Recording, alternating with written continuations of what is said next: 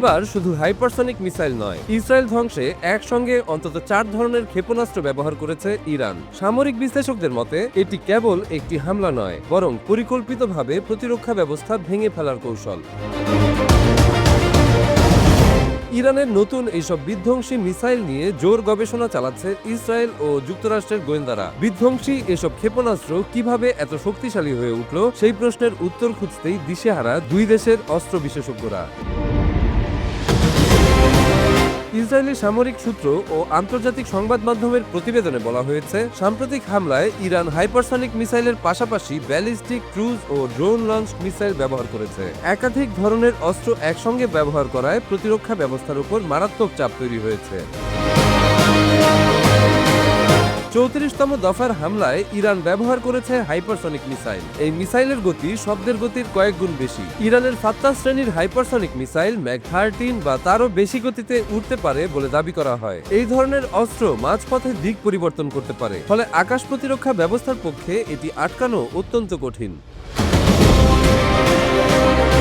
হামলায় ব্যবহৃত হয়েছে মাঝারি পাল্লার ব্যালিস্টিক মিসাইলও। শাহাব 3, গদর ও এমাদ শ্রেণীর মিসাইল প্রায় 1500 থেকে 2000 কিলোমিটার দূরের লক্ষ্যবস্তুতে আঘাত হানতে পারে। এসব মিসাইল কয়েকশো কিলোগ্রাম বিস্ফোরক বহন করে এবং আঘাত হানলে বড় সামরিক স্থাপনা বা অবকাঠামো ধ্বংস করতে সক্ষম।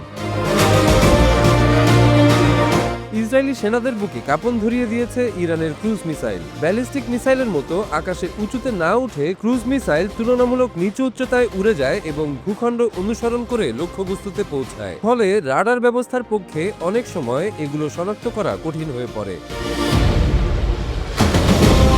ইসরায়েল ও মধ্যপ্রাচ্যে থাকা মার্কিন ঘাঁটিতে হামলার অংশ হিসেবে ব্যবহার করা হয়েছে ড্রোন বা লুটারিং মিউনিশন। বিশেষ করে শাহেদ সিরিজের ড্রোনগুলো বিস্ফোরক বহন করে লক্ষ্যবস্তুতে গিয়ে সরাসরি আঘাত হানতে পারে। এসব ড্রোন তুলনামূলক সস্তা হলেও বড় প্রতিরক্ষা ব্যবস্থাকে ব্যস্ত রাখতে সক্ষম।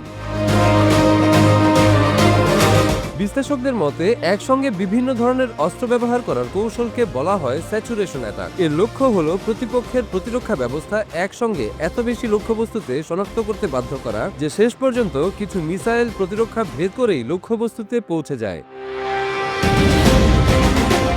মধ্যপ্রাচ্যের সাম্প্রতিক সংঘাতে এই কৌশলের ব্যবহার যুদ্ধকে আরো জটিল করে তুলেছে, কারণ আকাশ প্রতিরক্ষা ব্যবস্থাকে এখন শুধু একটি ধরনের মিসাইল নয়, বরং একই সঙ্গে হাইপারসনিক, ব্যালিস্টিক, ক্রুজ এবং ড্রোন সবকিছুর বিরুদ্ধেই লড়তে হচ্ছে।